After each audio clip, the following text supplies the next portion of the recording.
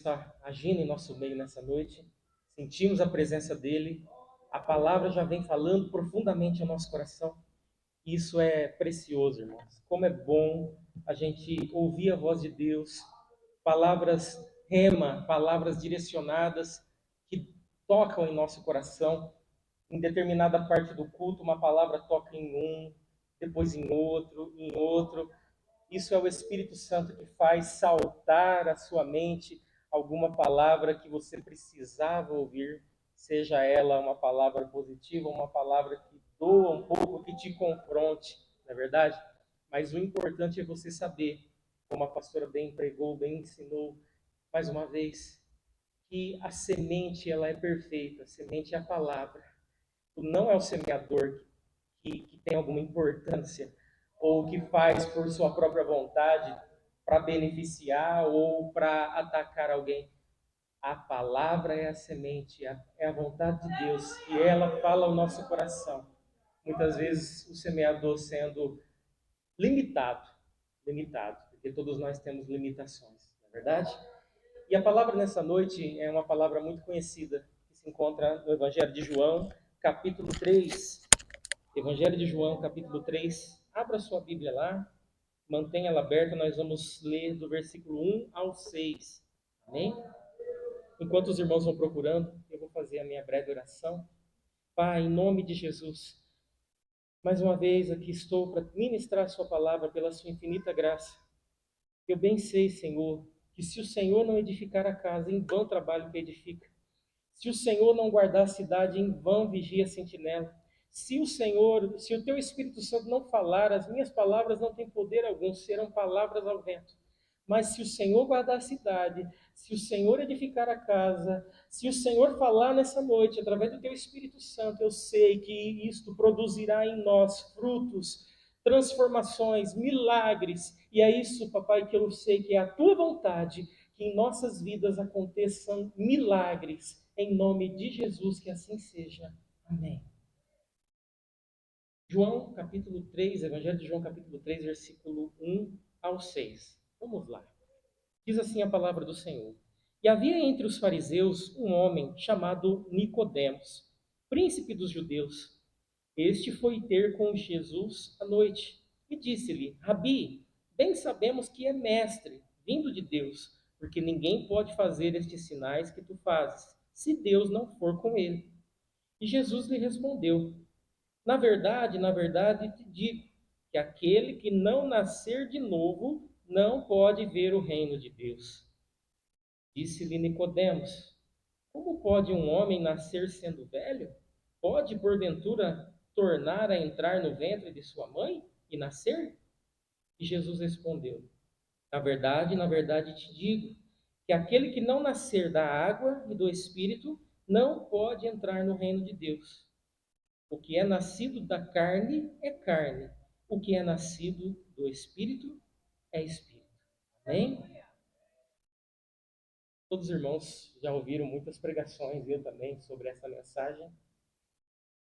E eu gostaria de enfatizar algo que Jesus disse no versículo 3 e no versículo 5, cujo será o tema dessa ministração, que é o reino de Deus. A expressão reino de Deus sempre me intrigou e me despertou muita curiosidade, porque nós vemos ela na Bíblia muitas e muitas vezes. Talvez pela nossa cultura, né, do nosso descobrimento, que nós tivemos um governo no nosso Brasil quando foi descoberto por reis. Talvez pela realeza que a gente vê na Inglaterra, ou a gente estuda a Bíblia e vê sempre se falando de reinos e reis. Isso é algo muito atrativo, né, para os olhos. E quando a gente vê a palavra de Deus falando de reino, a gente logo se entusiasma e a nossa mente começa a fazer conexões, porque todo reino tem um rei.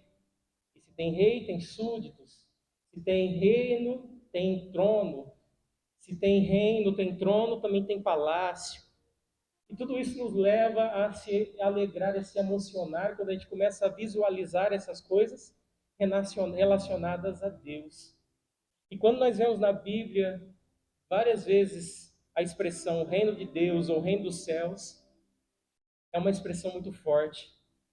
E na verdade, ela é praticamente um tema central da pregação de Jesus.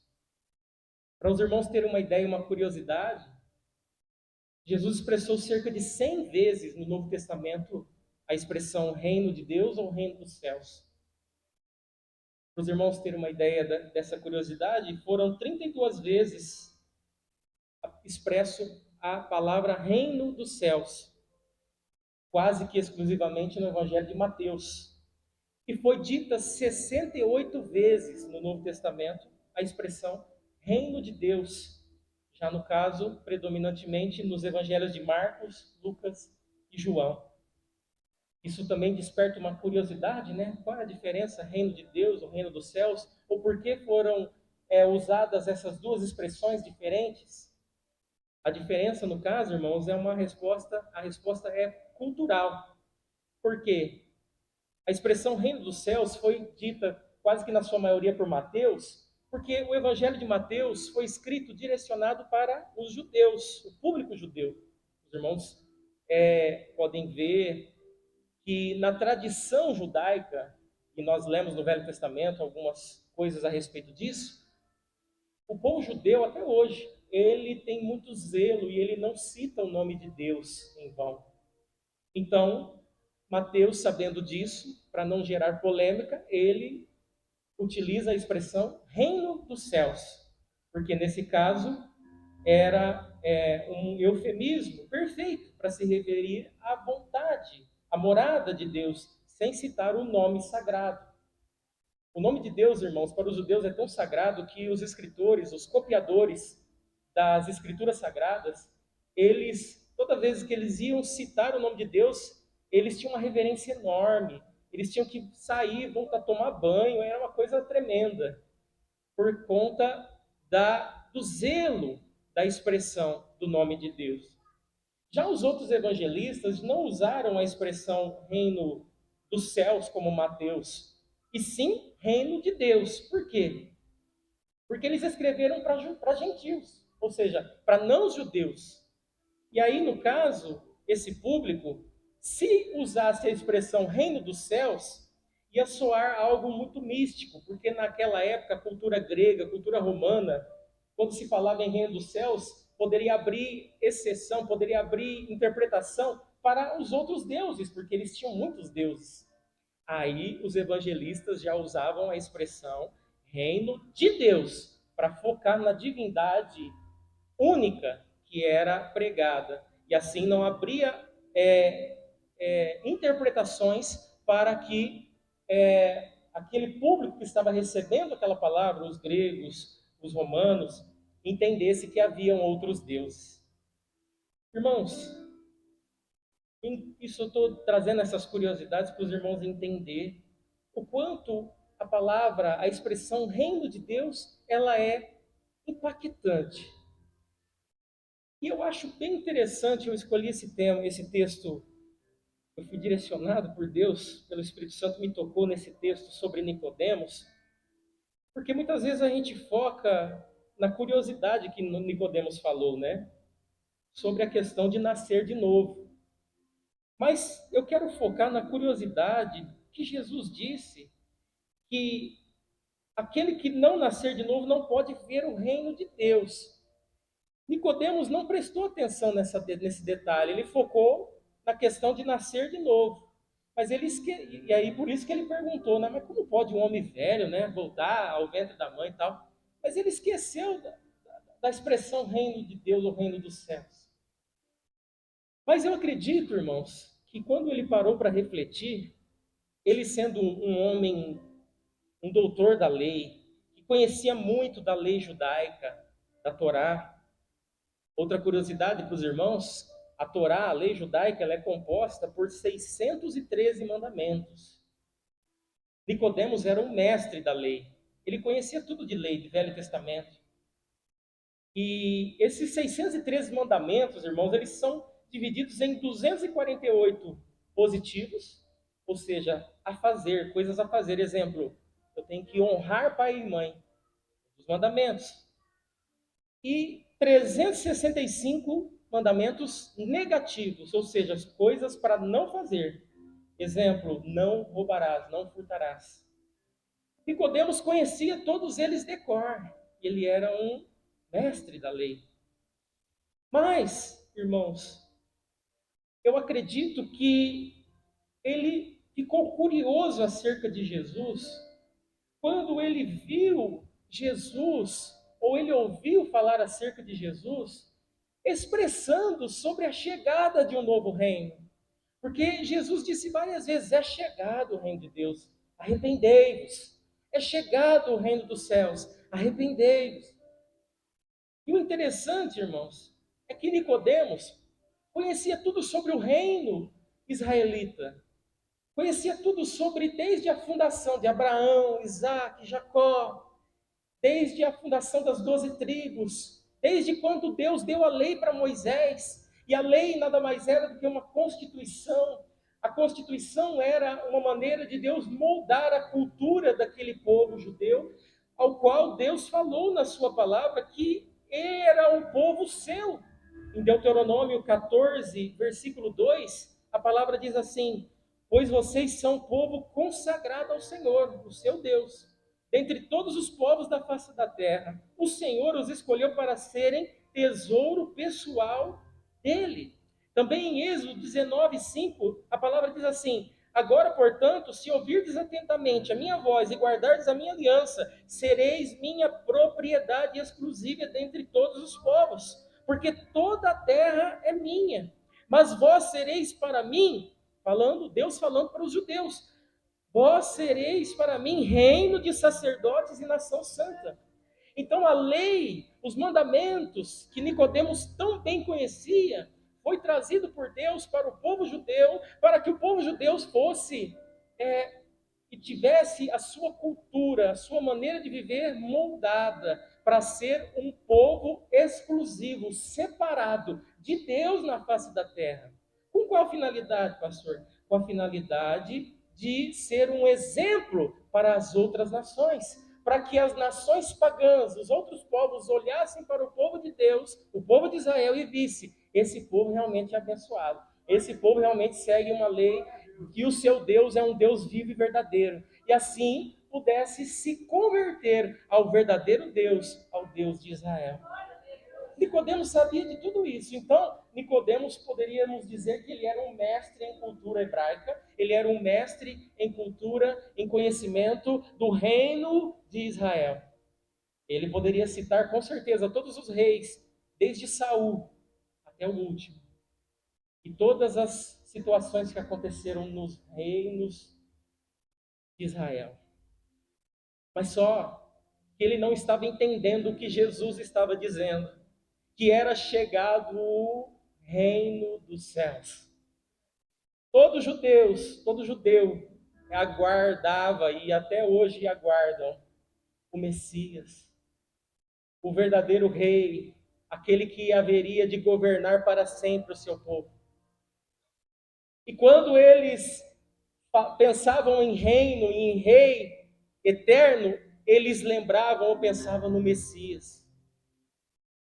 Só que eles imaginavam esse reino e este rei, um governante eterno, de um reino natural, de um reino material, que houvesse verdadeiramente um trono, que houvesse verdadeiramente um palácio, que houvesse verdadeiramente súditos e etc. Mas Jesus vem para trazer uma nova ideia sobre o reino. O reino de Deus era um novo reino, um reino diferente. E aí Jesus diz para Nicodemos a frase que começa a mexer com o seu interior e muda a sua história no versículo 3. Ninguém pode ver o reino de Deus se não nascer de novo. Há uma curiosidade nisso. Em Lucas, capítulo 17, versículo 20, Jesus fala algo interessante sobre o reino. Indagado pelos fariseus sobre quando viria o reino de Deus, Só para os irmãos verem que o reino era esperado, o reino do Messias. Jesus respondeu: o reino de Deus não vem com visível aparência, ou seja, o reino de Deus é invisível. Nem dirão, versículo 21, ele está aqui ou lá está ele, falando do reino. Porque o reino de Deus está entre vocês, ou em algumas traduções, em vocês. O reino de Deus é invisível e só pode ser visto por quem nasce de novo. Esse é o mistério do reino de Deus. Ele não pode ser apalpado materialmente. Você não pode chegar e se assentar no trono do rei. Você não pode tocar no cetro do rei, materialmente falando. Porque o reino de Deus, ele é invisível. Só que é possível vê-lo. Só que para vê-lo tem que nascer de novo. Por que tem que nascer de novo? Porque nós temos em nós, gravado na nossa mente, nas nossas emoções, nos nossos sentimentos, no nosso raciocínio, na nossa inteligência terrena, humana, carnal, material, esses reinos naturais, materiais, humanos.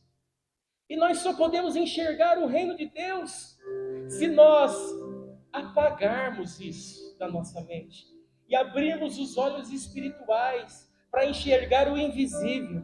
Isso só é possível pela fé.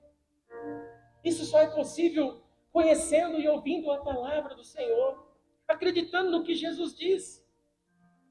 Jesus veio do céu, nasceu em uma virgem, concebido pelo Espírito Santo, um fruto do reino espiritual. E ele veio mostrar as características e a cultura do reino do Pai, aqui na terra. Sabe o que chamou a atenção de Nicodemos? Jesus veio apresentando esse reino, e ele veio apresentando o reino com características desse reino. Quais são? Realizando sinais, prodígios, maravilhas. Agora o cego enxergava, coisa que nunca se ouvia falar. Agora o mudo falava, o surdo ouvia. O coxo andava naturalmente. O morto ressuscitava. Sinais do reino de Deus sendo manifesto neste mundo terreno, neste mundo carnal. E ele ficou maravilhado. Ele disse isso no início, no versículo 2. Quando ele começa a conversa com Jesus, dizendo: Rabi, bem sabemos que o Senhor é mestre, vindo de Deus, porque ninguém pode fazer esses sinais que o Senhor faz, se Deus não for com ele. Ele reconhecia que Jesus vinha de Deus. Irmãos, olha que interessante o que Jesus disse no Evangelho de João, capítulo 18, versículo 36. Jesus respondeu: o meu reino não é deste mundo. E quando ele fala deste mundo, ele está falando dessa dimensão. Porque se a gente olha para o versículo de Lucas 17, 20, onde o próprio Jesus disse que esse reino é invisível, mas por outro lado esse reino está entre vocês ou em vocês.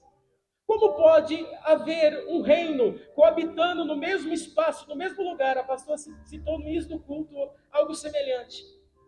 Como é possível fisicamente duas coisas estarem no mesmo lugar?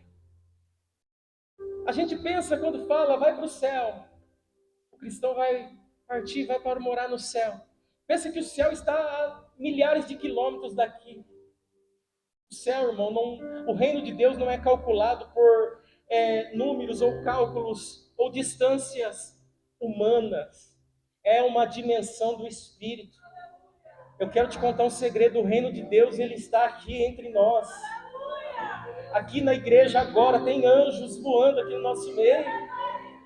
Aqui na igreja agora, o Espírito Santo de Deus está se manifestando dentro de corações. O reino de Deus está fluindo aqui no nosso meio. Num abrir e fechar de olhos, se você partir agora, Você não vai precisar pegar um ônibus celestial e viajar por algumas horas para chegar lá no céu, a tantos milhares de quilômetros de distância. Não, é no abrir e fechar de olhos. Você acorda nos braços do Senhor. Porque o reino de Deus é outra dimensão, é a dimensão do Espírito. E há momentos em que a dimensão do Espírito se choca e toca com a dimensão da matéria. É por isso que muitas vezes nós vemos manifestações do reino celestial em nosso meio. Milagres, o falar em línguas, os dons espirituais que nós estamos tanto buscando e falando às terças-feiras, as curas que Jesus realizou, sinais, maravilhas, milagres criativos que quase não vemos hoje, mas ainda existe. Membros crescendo, uma perna que era mais curta crescendo a olho nu, um caroço sumindo, um câncer sendo vomitado. Sinais do reino do Espírito se manifestando em nosso meio, muitas vezes em nosso lar. O reino espiritual, o reino de Deus existe, mas também existe o reino das trevas. Por isso que nós vemos muitas pessoas oprimidas, casas perturbadas, móveis se mexendo dentro de lares, pessoas não conseguem dormir, oprimidas. O reino espiritual, o reino do Espírito, agindo no reino material. Você sente a opressão, você sente um arrepio, você sente um peso, você sonha, você tem visões espirituais. É o reino do Espírito comunicando com o reino da carne. Por que, irmãos? Era para nós vivermos isso com os olhos abertos, mas o pecado entrou na queda de Adão e Eva. Adão e Eva conviviam, recebendo a presença do Senhor fisicamente ao entardecer todos os dias. Nós poderíamos viver isso, mas o pecado entrou e o pecado cada vez mais foi nos afastando de Deus e do reino do Espírito. E para nós hoje podermos viver experiências sobrenaturais, nós temos que buscar muito de Deus, viver uma vida de santidade. Como no avivamento da Rua Azul, até comentei com a irmã Lúcia na terça-feira, que há relatos de que as pessoas até flutuavam, cheios da presença de Deus. Mas era vida de santidade, de consagração, era horas e horas orando, vivendo mais com o pé no reino de Deus do que com o pé nessa terra. E por que nós não vivemos tantas experiências assim hoje? Porque nós vivemos mais com o pé nessa terra do que com o pé no reino do Espírito. Mas não desanime, não se entristeça, porque o reino de Deus está entre nós. E assim como Nicodemos teve um encontro com Jesus, e nesse encontro com Jesus ele começou a receber revelações transformadoras para a vida dele. A primeira delas, essa que nós lemos, que ninguém pode entrar, aliás, ninguém pode ver o reino de Deus se não nascer de novo. O que isso significa, irmãos? Ver é enxergar o reino. Quando a gente nasce de novo, quando você aceita Jesus, significa que você enxergou o reino de Deus. Caiu as escamas dos seus olhos. Foi assim comigo, com você. Você vivia uma vida perdida, não entendia as coisas de Deus. De repente você vem na igreja, você ouve uma pregação, alguém fala de Jesus e parece que a cortina se abre. As escamas caem dos olhos e você enxerga o reino de Deus. E aí, irmão, você nasce de novo. Não é nascer, voltar ao ventre da mãe, como Nicodemos perguntou. Você anula sua natureza terrena naquele momento. Você esquece da sua natureza terrena naquele momento e você se apropria da natureza espiritual e você começa a enxergar que existe um céu, que existe inferno, que existe anjo, que existe Deus, que existe o diabo, que existe cura, milagre, que existe um Deus que nos ama e que entregou a sua vida por nós, morreu na cruz, derramou até a sua última gota de sangue para nos dar a vida eterna.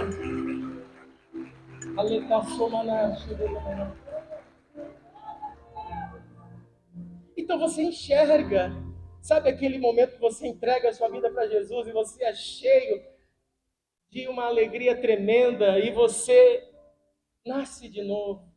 É isso, irmão. Você é um bebê. Por isso que a expressão nasce de novo. Você vai começar do zero agora. Você vai aprender a palavra, você vai começar a vir na igreja, você vai aprender sobre Jesus. Você não sabe nada, mas você está ali, alegre, feliz, igual uma criança, inocente. Não sabe nenhum problema que a igreja tem, toda a igreja tem problema. Não enxerga nada de coisa errada na igreja. Para você tudo é alegria, tudo é felicidade, tudo é bênção. E que bom se a gente fosse assim pro resto da vida, né? Na fé. Mas quando você nasce, você é um bebê, você nasceu de novo. E aí você começa a crescer, se alimentar, evoluir. Daqui a pouco você é um menino, daqui a pouco você é um jovem na fé, daqui a pouco você amadurece. Como está difícil amadurecer, né? A gente parece que nunca sai da adolescência espiritual, mas nós estamos batalhando para amadurecer, né? Estamos aí. E é isso, irmão, nascer de novo. Você enxerga o reino e nasce. Só que não para por aí, porque Jesus fala outra frase que muda a trajetória de Nicodemos, que está no versículo 5. Ninguém pode, agora não é ver, ninguém pode entrar no reino de Deus se não nascer da água e do Espírito. Até então você tinha essa situação de ver. Aí você aceita Jesus, você vê as coisas de Deus, você enxerga, coisa que você não enxergava. Você olhava para os crentes, para as igrejas e falava assim, nossa, que povo bobo, né? Fica perdendo tempo aí. Eu era assim, irmão. Quando eu era jovem, eu saía para as baladas, eu passava em frente à igreja, eu via o diácono lá na porta. Eu sempre lembro de uma igreja Deus de Amor, ficava lá aquele povo barulhento, e o diácono lá na porta, e eu olhava naquela porta, o diácono falava, aquela imagem, né, que a gente tinha, que pastor é tudo ladrão, e a primeira coisa que vinha na minha cabeça, lá logo na porta já, catando o dinheiro dos povos, o diácono. Não deu um ano, irmão, eu estava na porta de uma igreja. Eu era o diácono. Glória a Jesus. Deus fecha a nossa boca. Mas Ele nos mostra com amor quanto a gente estava errado. Ele nos mostra com carinho quanto a gente estava errado. Mas a gente não enxergava. De repente a gente vê o reino de Deus.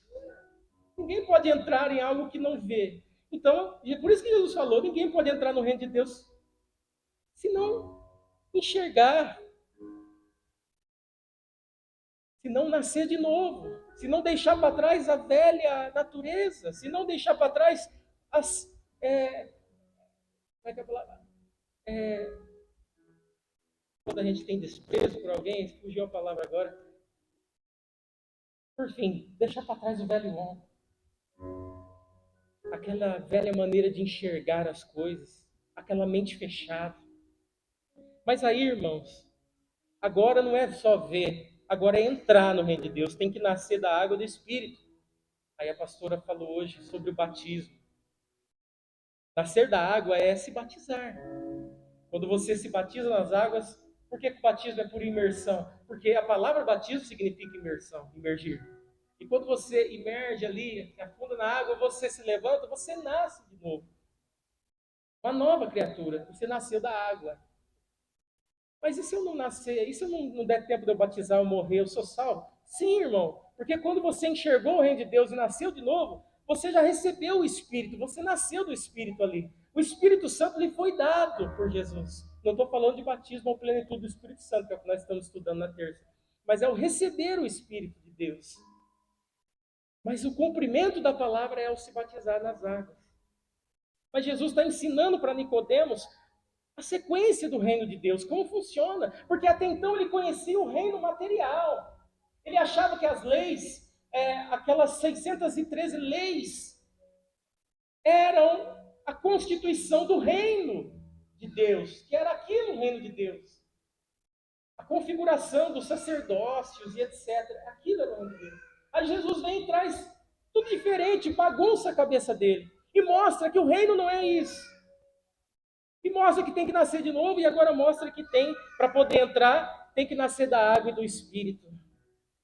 Nascer da água e do Espírito, permite que ele entre no reino de Deus.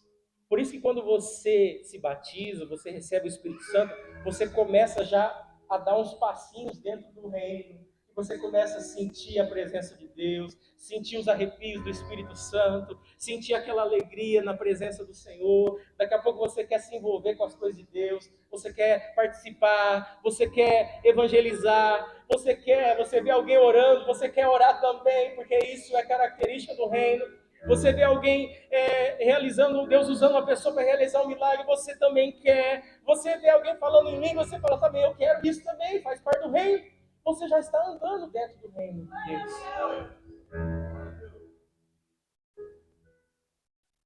Agora, já caminhando para o fim da mensagem, eu quero trazer uma curiosidade sobre o reino de Deus. Lembre-se, já foram várias curiosidades. Jesus falou sobre o reino dos céus ou de Deus cerca de 100 vezes no Novo Testamento. O Evangelho de Mateus fala reino dos céus porque estava tratando com os judeus. Os outros evangelhos falam reino de Deus porque precisavam focar que era sobre o único Deus. Agora existe algo, irmãos, no reino de Deus, depois que você nasce de novo, depois que você enxerga o reino de Deus, depois que você se batiza nas águas, depois que você recebe o Espírito, que é a cultura do reino. E a cultura, irmão, do reino é algo interessante. Para eu poder explicar melhor para os irmãos, eu gostaria de explicar para os irmãos o que é cultura.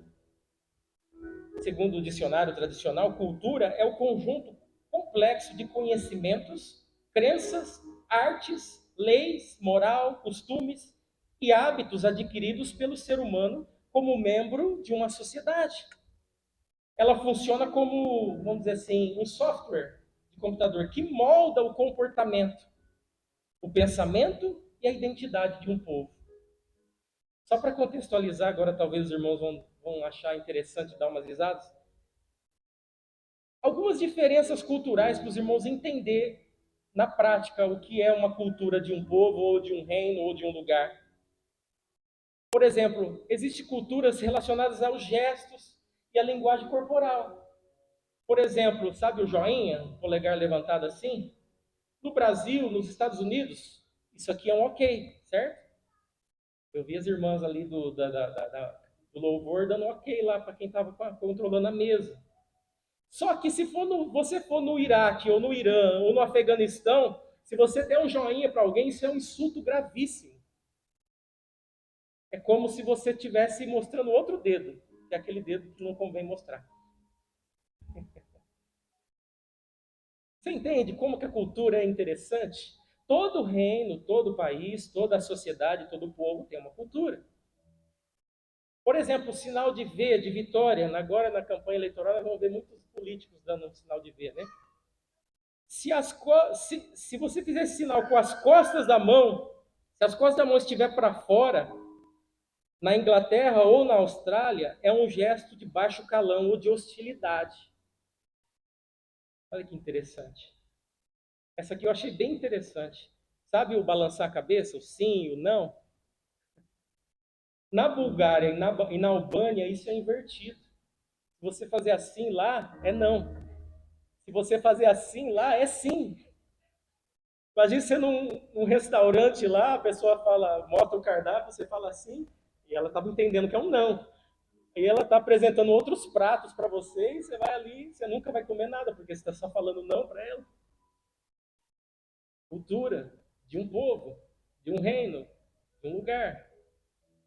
No Brasil, tocar a cabeça, assim, é carinho, né?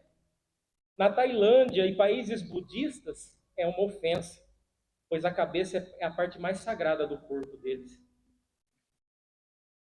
Por exemplo, etiqueta na mesa ao comer. Limpar o prato, por exemplo, sabe? Comer tudo, até lamber o prato. Tem gente que faz isso aí. Eu posso provar isso. Só vou falar até aqui. No Ocidente, é um elogio. Na China, Tailândia, deixar o prato limpo indica que o anfitrião não te deu comida suficiente.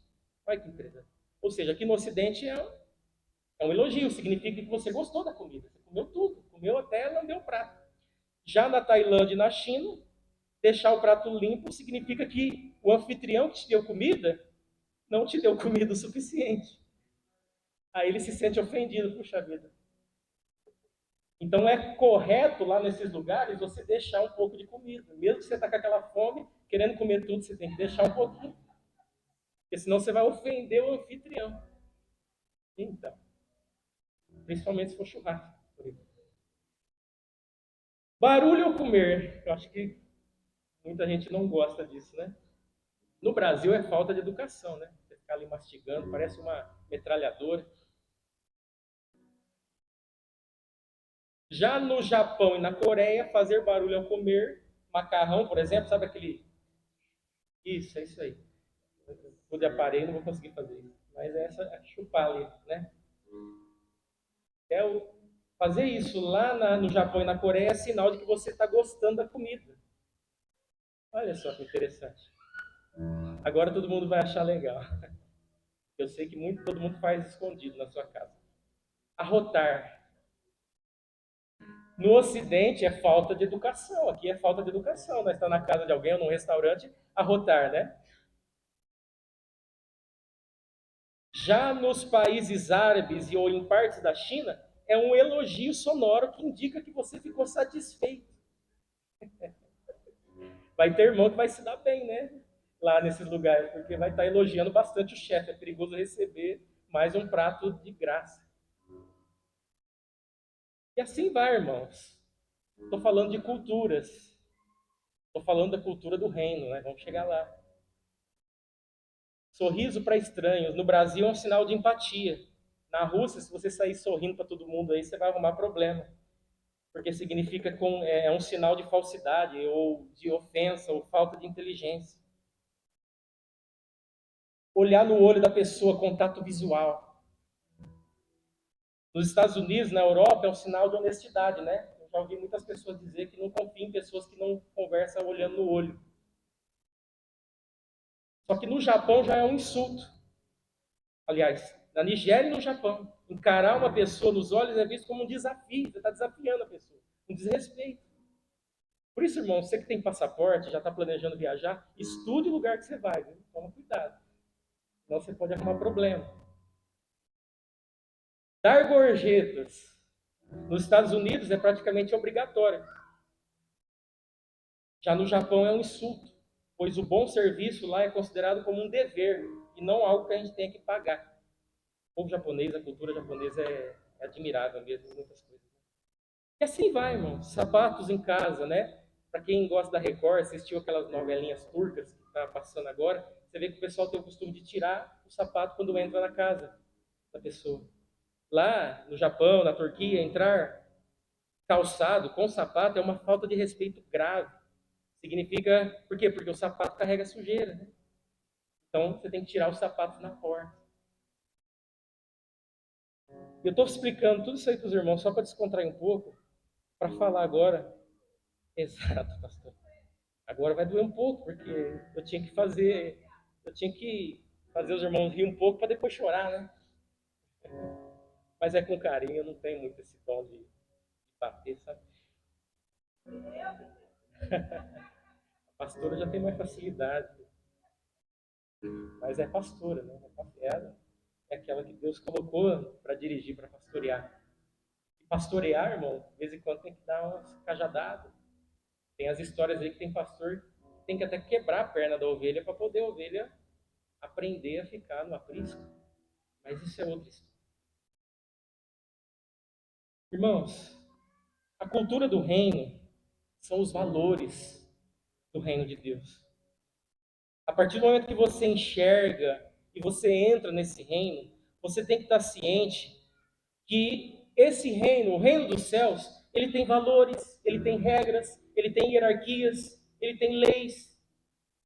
O reino de Deus, ele é chamado também como um reino de ponta cabeça, porque no reino de Deus as coisas são invertidas com relação à lógica do mundo. Por exemplo, no mundo, o maior é servido, no reino, o maior é o que serve. Você vê Jesus lavando o pé dos discípulos. Você vê o pastor, a pastora servindo os irmãos, indo na casa dos irmãos, orando pelos irmãos. Vai lá.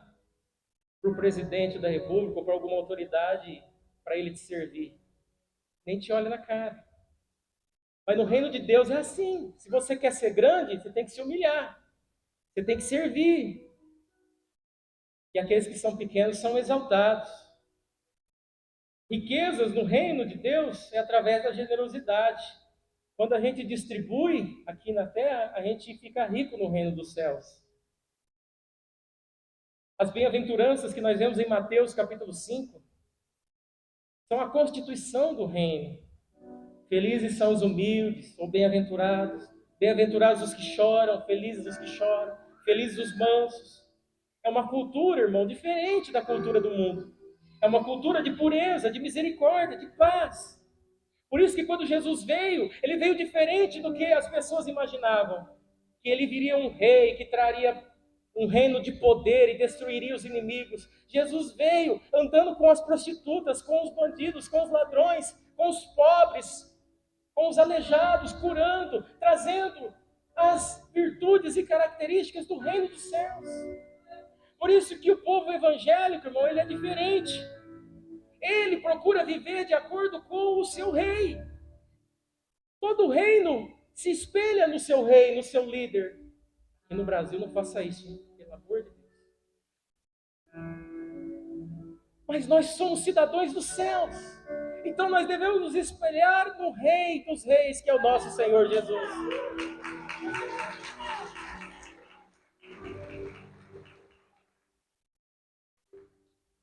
É chegado o reino de Deus, irmãos. Por isso que a vida do cristão, quando ele enxerga Jesus, muda. Porque ele deixa para trás aquela vida de pecado, aquele velho homem que tinha uma vida que era uma vida de destruição, de sofrimento, eram cadeias, eram prisões. Ele passa a viver em um reino de liberdade. Já não é mais escravo do vício, já não é mais escravo da bebida, das drogas, não é mais escravo da pornografia, não é mais escravo das traições, dos adultérios. Ele é livre, ele é livre, porque o reino de Deus já não está mais sendo algo que ele apenas ouve falar, mas o reino de Deus está dentro dele. Por isso que nós oramos como Jesus nos ensinou: venha a nós o vosso reino. O que é vir o reino? É vir o seu governo, é vir o seu domínio. Agora sim, irmãos, preste atenção nisso. Como você, com certeza, eu mesmo disse que a cultura dos japoneses são admiráveis. Você pode ter a cultura dos americanos como admirável, você pode achar interessante a cultura de certa nação ou de outra nação. Talvez você tenha um sonho, meu sonho era viajar e visitar o povo tal, ou aquela nação tal, ou aquele país, conhecer a cultura daquele país. Você tem uma admiração, talvez, por aquela cultura. Só que quando você vai para um lugar desses, você vai como turista. Você vai, né? Você até participa lá, vai nos restaurantes, se veste com a roupa característica daquele povo, você participa de eventos daquele povo para entender como é a cultura e etc. Mas passa uma semana, 10 dias, você volta. Você foi como um turista. E existem muitos crentes que são turistas com relação ao reino de Deus. Porque eles acham legal a cultura dos céus, eles acham legal o que a igreja faz, eles acham bonito o reino de Deus, o que Jesus fez, a história de Jesus, a história da Bíblia, a história dos evangelhos. Ele até vem na igreja, ele até acha interessante. De domingo ele vai como turista, ele veste a roupa de cristão, a roupa do reino dos céus, e ele se prepara para ir na igreja, para entrar no reino dos céus. Só que ele entra só de visita. Não permanece, não fica. É aquilo que a pastora pregou sobre a semente, que é lançada, mas ela morre, seja sufocada pelas pedras ou os espinhos. Eu quero te dizer uma coisa, irmãos. Jesus, ele deseja que você entre nesse reino e não saia nunca mais. Ele deseja que você seja um cidadão do reino de Deus e não um turista no reino dos céus. Ele deseja, como está escrito em 1 Pedro, capítulo 2, versículo 9. Vocês, porém, são geração eleita, sacerdócio real, Ele deseja que você seja sacerdote deste reino dos céus, sacerdote para representar o reino, embaixador para representar o reino. Assim como ele fez obras maravilhosas, curou, operou milagres, Deus deseja, Jesus deseja que você seja o embaixador desse reino, um sacerdote desse reino, e venha também apresentar para este mundo aí fora as características do reino dos céus, as manifestações do reino dos céus, como curas, sinais, prodígios, milagres, influenciando as pessoas ao seu redor, para que as pessoas também desejem conhecer esse reino. 1 Pedro 2,9, vocês são nação santa, povo de propriedade exclusiva de Deus, a fim de proclamar as virtudes daquele que os chamou das trevas para a sua maravilhosa luz.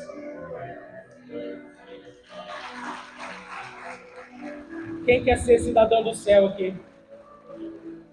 Então diga assim, eu vou entrar nesse reino. Diga forte agora para Satanás escutar. Eu vou entrar nesse reino de mudança. Vou levar minhas malas. Não vou voltar mais. A partir de hoje, eu sou nação santa. Eu sou povo exclusivo. Sou geração eleita. Sacerdócio real. Sou cidadão dos céus. Aplauda Jesus. Aleluia. Se coloque de pé.